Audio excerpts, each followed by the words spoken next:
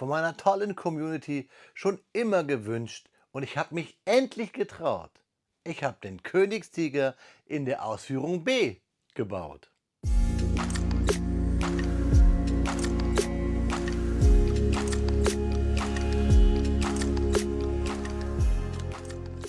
Willkommen in der Nordenklötzchenscheune.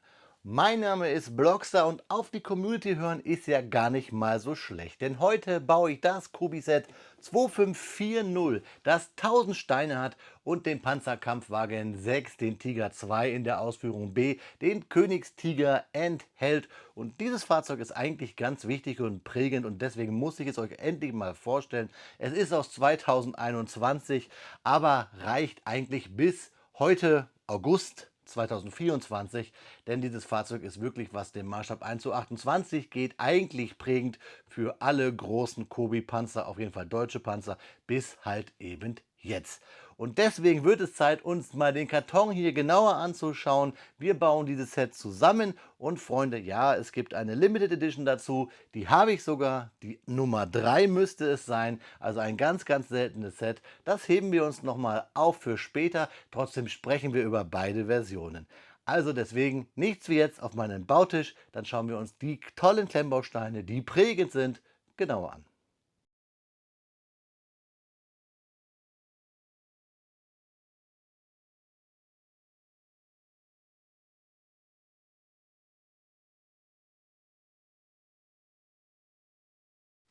Aus 2021 stammt er, der Goldstandard, was große Panzer im Maßstab 1:28 angeht. Der Panzerkampfwagen 6 in der Ausführung B, der Königstiger, 1000 Steine schwer und zwei Minifiguren enthalten sind im Set 2540. Natürlich, weil ein Königstiger aus der Historical Collection World War II. Viele haben danach gefragt. Wir hatten zwar schon viele Tiger hier auf meinem Kanal, aber dieses Fahrzeug war dann schon ein kleiner Quantensprung im Hause Kobi und deswegen stelle ich es euch heute vor. Es wird irgendwann einmal hier auf meinem Kanal die Limited Edition geben. Da habe ich nämlich die Nummer 2, aber die heben wir uns auf für ein 20, 30, 40 oder 100.000 Abonnenten Special. Also wenn ihr sehen wollt, fleißig abonnieren oder teilen. Schauen wir uns die Rückseite an, teile ich die mit euch. Das Fahrzeug wird 35 cm lang, 12 cm hoch, hat viele Details. Wir haben einen Panzerkommandanten und ein weiteres Besatzungsmitglied, das eine bedruckte Karte in der Hand hält. Die Fakten bekommt ihr gleich. Wir haben viele Luken, die wir öffnen können zum Motorraum oder hier vorne zum Fahrer oder natürlich am Turm. Was nicht fehlen darf, natürlich Originalbilder. Der Karton ist ziemlich schwer, trotzdem lasse ich ihn jetzt einmal fliegen, um euch die 1000 Steine im Inneren zu zeigen. Ja, Freunde, drei große Bauabschnittstüten. Die Tüte 1, die Tüte 3, darf natürlich nicht fehlen. Und die Tüte 2 liegen im Inneren des Kartons des Set 2540. Beim Fliegen hat hier schon die Tüte etwas gelitten. Wie immer bei Kobi auch damals schon viele kleine Plastiktüten in großen Plastiktüten. Wir sehen hier viele schöne Steinchen, 1000 an der Zahl. Wir packen die Tüten mal zur Seite, denn wir wollen uns natürlich die Bauanleitung angucken. Ein Set mit 1000 Steinen ist zu Recht altersempfohlen ab 12 Jahren. Wir schauen uns die Anleitung an und fangen natürlich mit der Tüte 1 an zu bauen. Die reißt ihr dann auf, ihr verteilt Häufchen, macht das nach Form, macht das nach Funktion.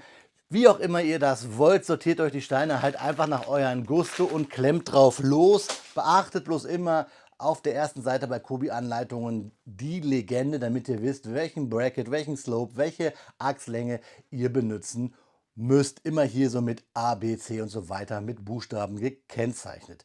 Der aktuelle Baustep ist immer der farbliche, der davor ist immer ausgegraut und Pfeile weisen euch den Weg. Und in diesen Rechteckchen, die abgerundet sind, seht ihr immer, welche Steine ihr wie wo klemmen müsst und vor allen Dingen auch die Anzahl. Hier dann ab dem Baustep 73 wird mit der Tüte 2 gearbeitet, denn ganz wichtig, ihr seht, wir haben hier keine Seitenzahlen, wir arbeiten uns von Baustep zu Baustep, von Bauabschnittstüte zu Bauabschnittstüte durch. Und eigentlich wollte ich euch noch kleine Anlegehilfen zeigen.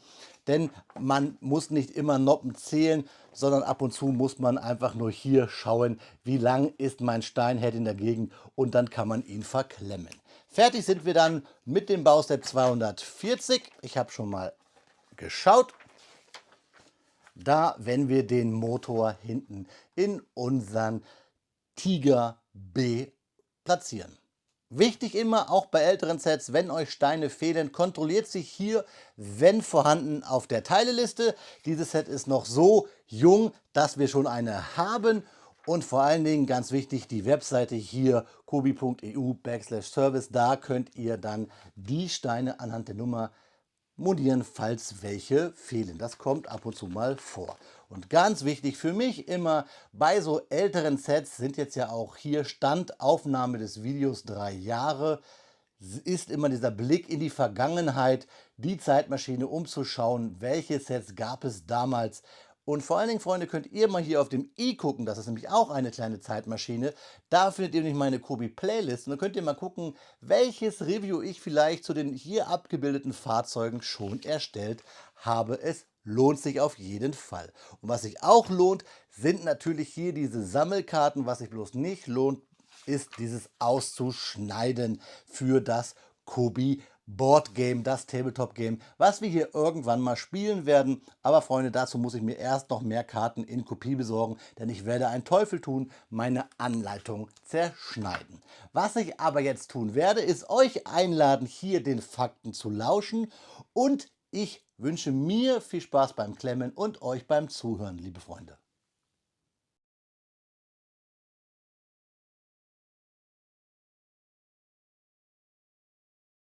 Speedbildzeit ist Faktenzeit und ich habe euch schon viele Fakten zum Tiger 2, den Tiger in der Ausführung B bzw. den Königstiger geliefert. Aber Freunde, wir haben noch gar nicht so richtig über die Herkunft gesprochen. Und da ich neulich in Kassel war, dachte ich mir, lassen wir uns doch heute mal von der Geschichte des Königstigers bzw. einer seiner Herstellerfirmen inspirieren. Wir sprechen heute über die Firma Wegmann & Co. Die Firma Wegmann & Co. aus Kassel hat im Verlauf ihrer über 100-jährigen Geschichte eine bedeutende Rolle in der Rüstungsindustrie gespielt. Gegründet im späten 19. Jahrhundert ist das Unternehmen besonders für seine Beiträge zur Entwicklung und Produktion von militärischen Fahrzeugen und Waffenanlagen bekannt. Ein Schwerpunkt liegt hierbei auf Panzersystemen, die sowohl im Zweiten Weltkrieg als auch in der Nachkriegszeit eine entscheidende Rolle spielten. Das Unternehmen wurde 1882 von Gustav Wegmann in Kassel gegründet. Ursprünglich lag der Fokus des Unternehmens auf der Herstellung von Eisenbahnwaggons und Bauteilen für Lokomotiven. Doch schon bald erweiterte die Firma ihr Produktportfolio und stieg in den Bereich der Wehrtechnik ein. Bereits zu Beginn des 20. Jahrhunderts fertigte Wegmann & Co. Komponenten für Artilleriesysteme und andere militärische Ausrüstungen an. Während des Zweiten Weltkriegs spielte Wegmann & Co. eine Schlüsselrolle in der deutschen Rüstungsindustrie, insbesondere bei der Produktion von Panzertürmen für schwere Panzer. Einer der bekanntesten Panzer, an dessen Entwicklung das Unternehmen beteiligt war, ist der Königstiger, offiziell Tiger II genannt, der ab 1944 zum Einsatz kam. Der Königstiger war der schwerste Panzer, der von Deutschland während des Krieges in Serie und größerer Stückzahl produziert wurde. Er wog etwa 70 Tonnen und war mit einer 88 mm Kampfwagenkanone 43 L /71 Kanone bewaffnet, die sowohl über große Reichweite als auch hohe Durchschlagskraft verfügte. Wegmann & Co. war für die Produktion der Türme des Königstigers verantwortlich. Diese Türme waren massiv und schwer gepanzert, um den Panzer gegen feindliches Feuer zu schützen. Trotz seiner beeindruckenden Feuerkraft und Panzerung war der Königstiger aufgrund seines hohen Gewichts und der begrenzten Mobilität auf dem Schlachtfeld schwierig zu manövrieren. Dennoch bleibt er bis heute einer der bekanntesten Panzer der Wehrmacht und ist ein wichtiges Beispiel für die Rolle, die Wegmann & Co. im Zweiten Weltkrieg spielte. Nach dem Zweiten Weltkrieg stand Wegmann & Co. wie viele deutsche Rüstungsunternehmen vor einem Neuanfang. Die militärische Produktion wurde vorübergehend eingestellt und das Unternehmen konzentrierte sich wieder auf die zivile Fertigung, insbesondere im Eisenbahnsektor.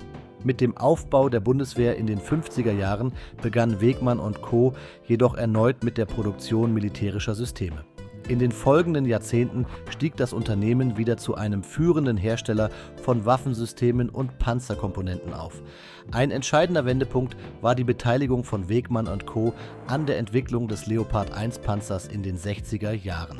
Der Leopard 1 wurde als Hauptkampfpanzer der Bundeswehr eingeführt und war in den NATO-Staaten weit verbreitet. Wegmann und Co. war maßgeblich an der Produktion der Geschütztürme für den Leopard 1 beteiligt. Dieser Erfolg legte den Grundstein für die weitere Zusammenarbeit des Unternehmens mit der deutschen Bundeswehr und anderen internationalen Streitkräften. Im Jahr 1999 fusionierte Wegmann und Co. mit der Firma Krauss-Maffei, die ebenfalls in der Herstellung von militärischen Fahrzeugen tätig war. Diese Fusion führte zur Gründung der Krauss-Maffei Wegmann GmbH & Co. KG KMW, die sich schnell zu einem der weltweit führenden Hersteller von militärischen Fahrzeugen entwickelte. Wegmann brachte seine Expertise in der Herstellung von Panzertürmen und gepanzerten Fahrzeugkomponenten in die Fusion ein, während Krauss-Maffei seine Erfahrung in der Panzerproduktion einbrachte. Das Flaggschiff von Krauss-Maffei Wegmann ist der Leopard 2, einer der leistungsfähigsten und am weitesten verbreiteten Kampfpanzer weltweit. Der Leopard 2 wurde in den 70er Jahren entwickelt und kontinuierlich modernisiert, um den Anforderungen der modernen Kriegführung gerecht zu werden. Der Leopard 2 ist heute in mehr als einem Dutzend Länder im Einsatz, darunter Deutschland, die Niederlande, Spanien, Griechenland und Norwegen. Krauss-Maffei Wegmann, einschließlich der früheren Firma Wegmann und Co., ist heute einer der bedeutendsten Anbieter von militärischen Fahrzeugen und Systemen in Europa und weltweit. Neben dem Leopard 2 stellt das Unternehmen auch andere gepanzerte Fahrzeuge her, darunter den Dingo, ein geschütztes Transportfahrzeug, und die Panzerhaubitze 2000, eines der modernsten Artilleriesysteme der Welt. Diese Produkte sind für ihre Zuverlässigkeit und ihre Einsatzfähigkeit in schwierigen Gefechtssituationen bekannt. Krauss-Maffei Wegmann beschäftigt derzeit etwa 3000 Mitarbeiter und erzielt einen Jahresumsatz von rund 1,5 Milliarden Euro. Das Unternehmen investiert kontinuierlich in Forschung und Entwicklung, um seine Produkte zu modernisieren und neue Technologien in den Bereich der Wehrtechnik einzuführen. Ein Schwerpunkt liegt auf der Integration moderner C4ISR-Systeme, die es ermöglichen, Fahrzeuge und Truppen effizienter zu koordinieren und auf dem Gefechtsfeld besser zu vernetzen. Die Geschichte von Wegmann und Co. aus Kassel ist ein bemerkenswertes Beispiel für die Entwicklung eines Unternehmens von einem Eisenbahnhersteller zu einem führenden Anbieter in der Wehrtechnik. Von der Produktion der Türme für den Königstiger im Zweiten Weltkrieg und den Panzer IV über die Beteiligung an der Entwicklung des Leopard 1 bis hin zur Fusion mit Krauss-Maffei um der modernen Produktion von Hightech-Militärfahrzeugen wie dem Leopard 2 hat das Unternehmen eine Schlüsselrolle in der militärischen Industrie nicht nur in Deutschland gespielt.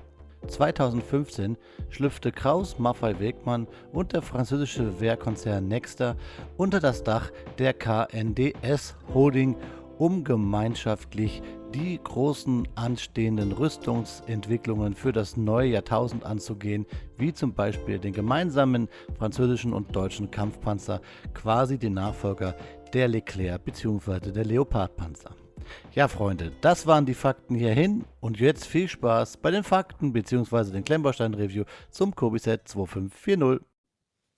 Nach 3 Stunden und 5 Minuten Bauzeit steht er da, unser Königstiger, das Kobiset 2540 aus 2020. Ich habe vorhin zwar 2022 gesagt, aber das Set lief ja etwas länger. Auf dem Karton steht 2022, aber das erste Mal das Licht der Welt erblickten die Limited Edition, die 2539 und die 2540 2020 das Licht der Welt. Ich habe euch alle meine Königstiger mal von Kobi hier auf meinen Bautisch gestellt.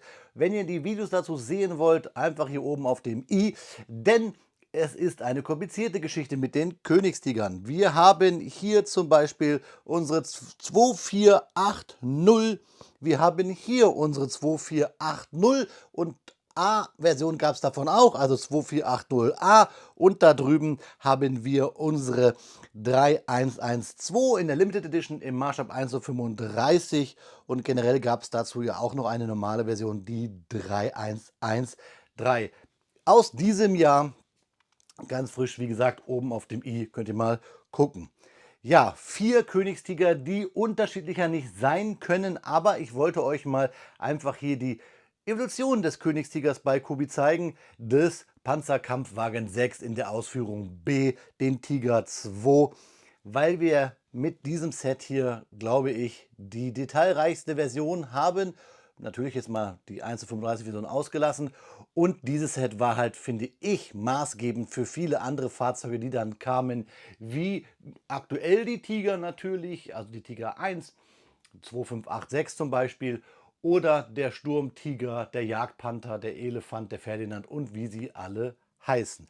Weil mit diesem Set hier, der 2540, wurde ein großer Quantensprung, finde ich, nochmal gemacht, was Detailgrad angeht.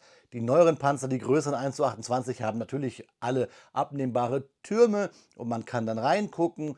Hier haben wir aber den ersten größeren Step in diese Richtung gemacht. Und einfach, damit ihr einen Geschmack dafür bekommt, zeitliche Einordnung ist ja klar, der älteste, der zweitälteste, der drittälteste, aber der aktuellste Königstiger im Maßstab 1:28. Ich zähle die hier einfach mal in eine Kategorie, auch wenn die nicht alle wirklich Maßstab 1:28 haben. Und dann natürlich unseren aktuellsten hier im Maßstab 1:35. Trotzdem wollen wir natürlich hier unsere 2540 besprechen. Und bevor wir uns das Set genau angucken, möchte ich euch noch hier etwas zu den Fakten geben. Wir haben ja hier hinten und auf dem Turm eine blaue Tournummer, die 312, und daran können wir das Fahrzeug erkennen. Das ist ein Tiger 2, kommandiert von Herrn Ritter, der 3. Kompanie der schweren Panzerabteilung 501 in den Ardennen 1944. Und wenn wir uns den Hintergrund mal angucken hier, das sieht ja auch nach Ardennen aus. Wir kommen gleich dazu, warum das vielleicht doch nicht ein Fahrzeug sein kann, hier auf jeden Fall von Kobi, was mit der Ardennen-Offensive zu tun hat, sondern eher danach. Warum, weshalb, wieso, zeige ich euch dann gleich. Ich schiebe erstmal die älteren Versionen aus dem Bild. Hier unsere 2480, die Urversion des Königstigers bei Kobi. Fahren wir an die Seite. Dann hier unsere 2480 bzw. 2480 Anton. Ich habe es euch gesagt, kompliziert. Hier schieben wir auch aus dem Bild.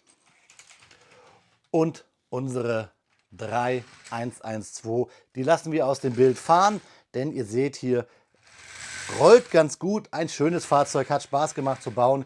Ich glaube, die normale Version, die 3113, werde ich euch auch nochmal hier klemmen.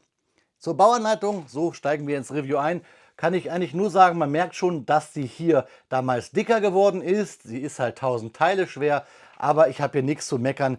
Die hat einfach Spaß gemacht zu klemmen. Ich habe leider ein Fehlteil, da klemme ich gleich mal hin, das ich ersetzen musste. Ich habe schon bei Kobi moniert, dass mir das fehlt. Ich habe es ausgetauscht gegen ein vorhandenes, ähnlicher Farbe. Und hier kommen wir dazu. Es ist nämlich hier an der Front diese Jumper Plate. Hier genau diese hier im Baustep 67 in diesen Rostbraun. Die habe ich bei mir hier gegen eine in Tan ausgewechselt.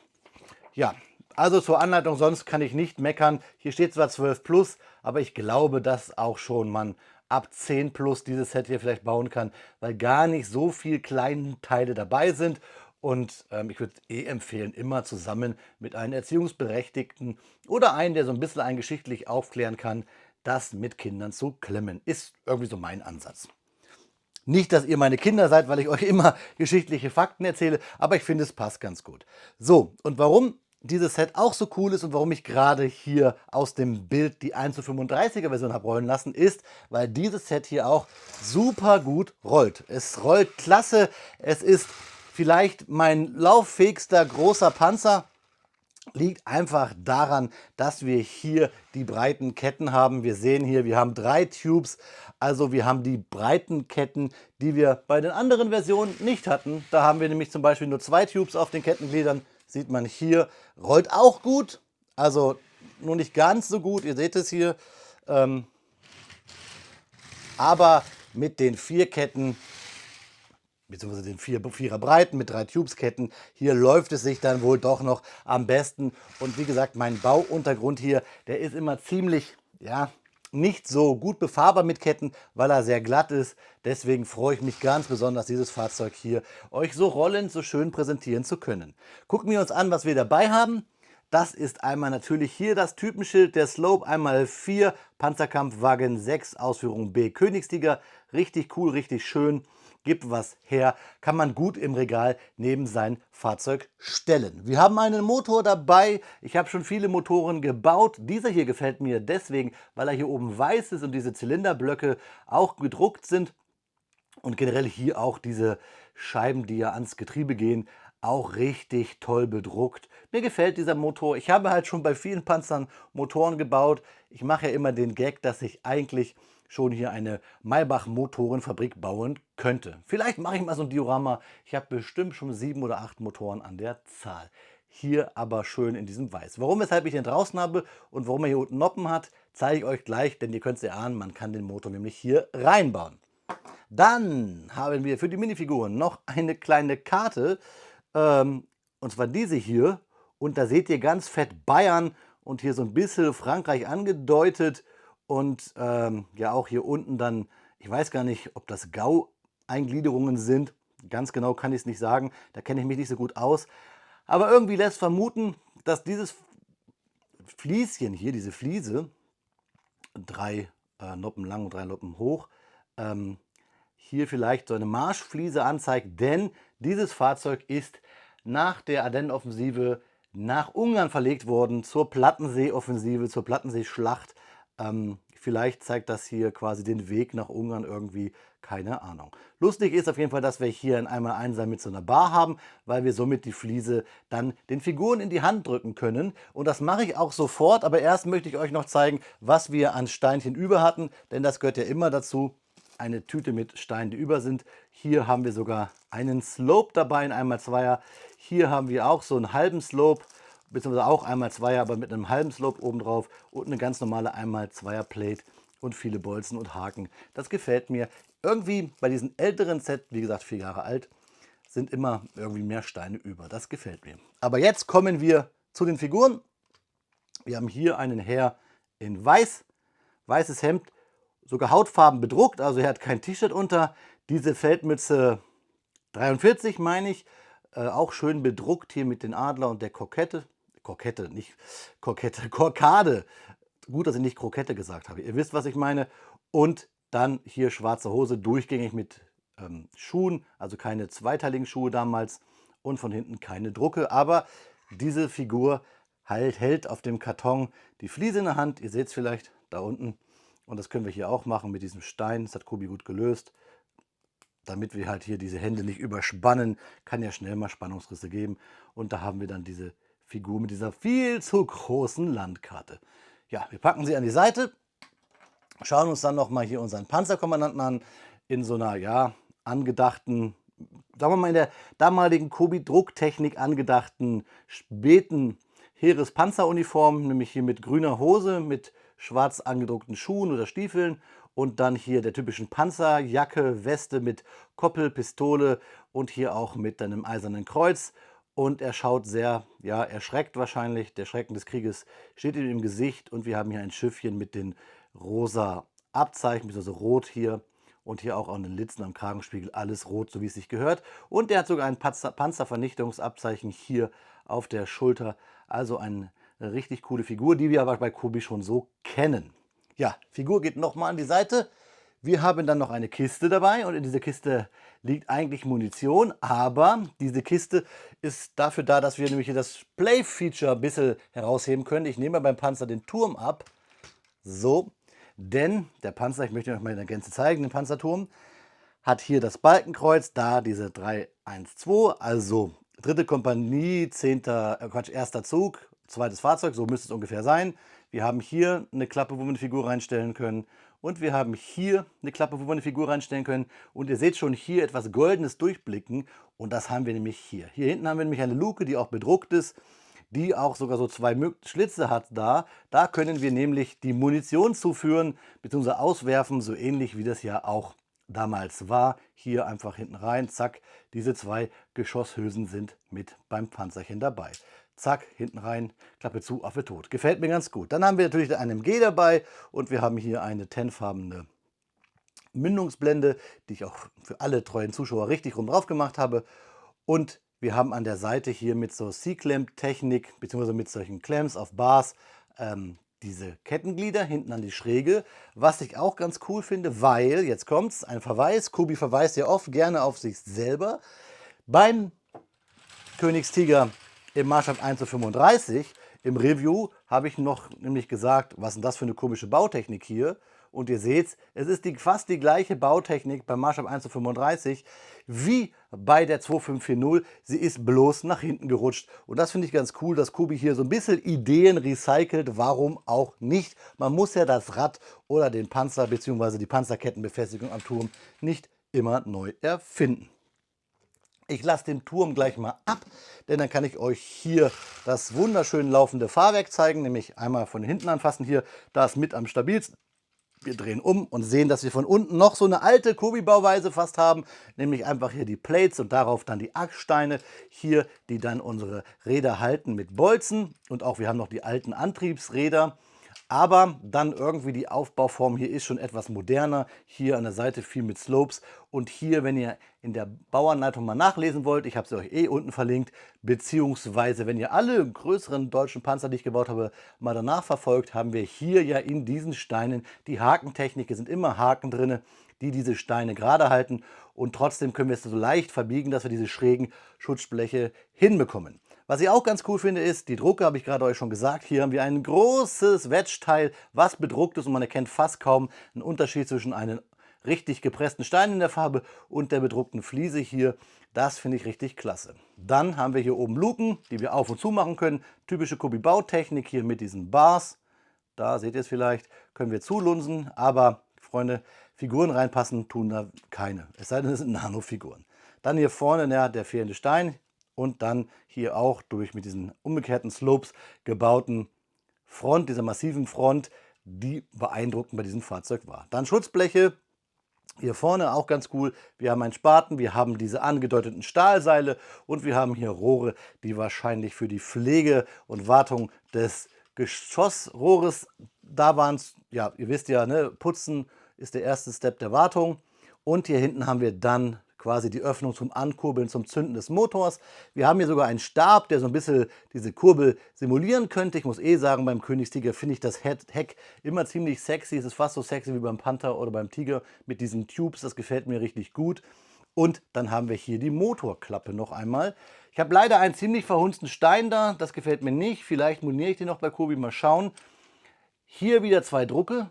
Gitterfliesen finde ich gut, wobei wir hier ja dann richtige Gitterfliesen haben. Auch dieses Orange, was sicherlich Rost sein soll, gefällt mir ganz gut. Und wir haben hier eine Klappe in den Motorraum. Das ist natürlich jetzt hohl, weil den Motor habe ich euch gezeigt, aber somit kann man besser hier das mal darstellen, wie man das uns öffnet. Klappe aufmachen. Ich würde nicht daran ziehen, weil dann geht diese Hinge los. Nein, wir ziehen hier, können dann die Klappe rausnehmen. Ziemlich einfach gelöst.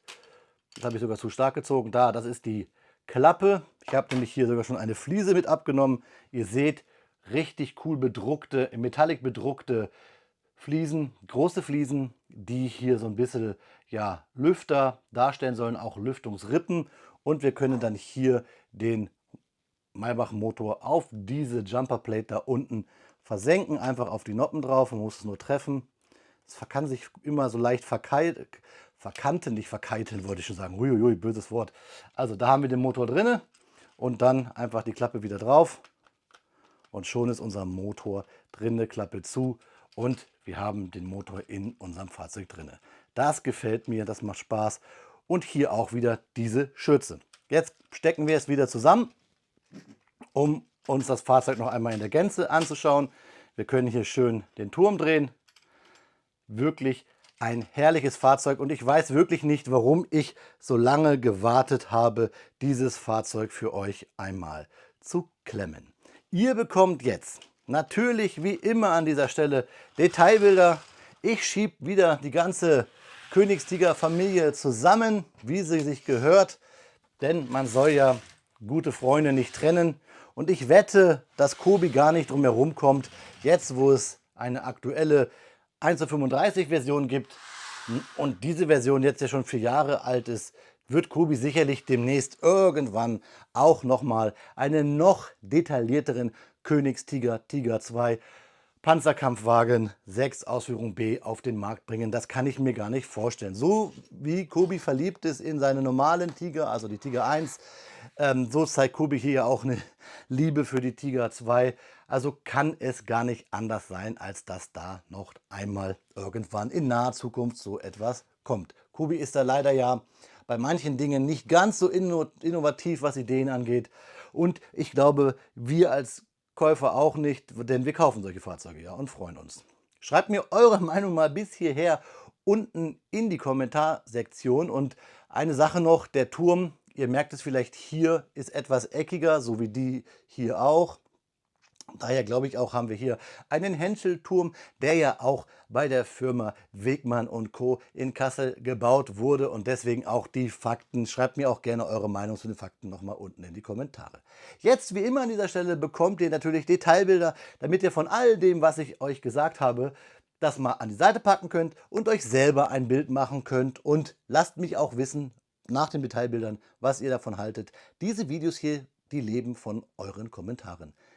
Deswegen schaut jetzt euch die Teilbilder an und dann sehen wir uns zum Abschluss noch einmal in unsere schönen Augen, liebe Freunde. Wie eben erwähnt, bekommt ihr hier nun Detailbilder, damit ihr euch wirklich selber, unabhängig von meinen Ausführungen gerade, jedes Detail noch einmal anschauen könnt und somit euch eure eigene Meinung bilden könnt zur Kobi Königstiger-Version, dem Set 2540. Ist es mir ja immer ganz wichtig, hier Stand Sommer 2024 auf die Geschichten der Sets einzugehen. Und hier ist das Set ja schon Geschichte, denn es war der erste so detaillierte Panzer, der erste 1000 Teile Panzer hier bei Kobi aus der Historic Collection und dann halt auch noch der Königstiger.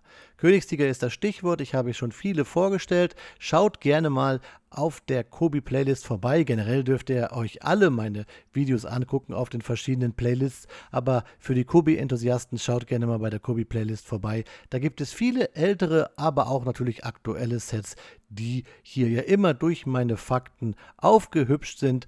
Und Fakten ist auch das Stichwort. Ich würde gerne mal eine Auflistung machen über alle Fakten, über alle Geschichten, die ich rund um die Sets schon mal erzählt habe. Denn ihr seht es an diesem Video, ich habe schon viele Königstiger-Fakten erzählt. Hier wollte ich diese nicht wiederholen, daher die Geschichte zu Wegmann und Co. Deswegen eine Auflistung, wahrscheinlich unter jedem Video, da könnt ihr mir gerne mal euer Feedback geben, wie ihr es gerne hättet. Eine Liste, ein Google Drive-Dokument, wo ich vielleicht reinschreibe, welches Set welche Geschichte enthält. Lasst mich gerne mal wissen, was ihr davon haltet. Und wenn ihr da unten gerade seid und mir Feedback gibt in den Kommentaren, dann schaut doch gerne mal in der Videobeschreibung vorbei. Da findet ihr Links zu meinem Partnershop. Da gibt es sogar einen Rabattcode, Stand Sommer 2024, 15%. Da könnt ihr auch sogar dieses Set noch neu und gebraucht erwerben. Und alle weiteren Infos zu diesem Set findet ihr dort auch noch einmal. Ja, Freunde, das war's bis hierhin. Aber wir sehen uns jetzt ja gleich zum Abschluss noch einmal in unsere schönen Augen. Ja, Freunde, da ist das Video schneller zu Ende, als dass Kobi nicht vielleicht im Hintergrund an einer weiteren Version, einer neueren Version eines Königstigers arbeitet. Ihr habt hier diese Maßstab 1:28 Vorgängerversionen unserer 2540 nochmal auf den Bautisch und natürlich ganz aktuell aus 2024 die Limited Edition im Maßstab 1:35.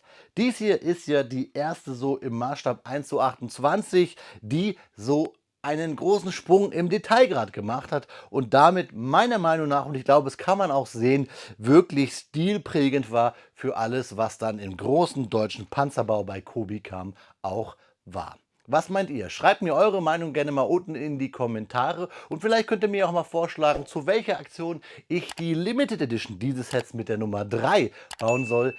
Schreibt mir eure Wünsche einfach mal unten in die Kommentare. Und ja, ich habe jetzt hier schon viele Königstiger gebaut. Einen wissen wir jetzt, ist perspektivisch noch in der Mache. Und ja, Ich wette, Kobi wird irgendwann bald wieder einen neuen rausbringen. Kobi mag seine Tiger. Ich bin Katzenfreund und deswegen habe ich nichts dagegen. In diesem Sinne, wie immer bei einem Panzer, der auch nur ein Auto ist, wünsche ich euch eine gute Fahrt. Auf Wiederbauen, euer Freund, der Blockstar.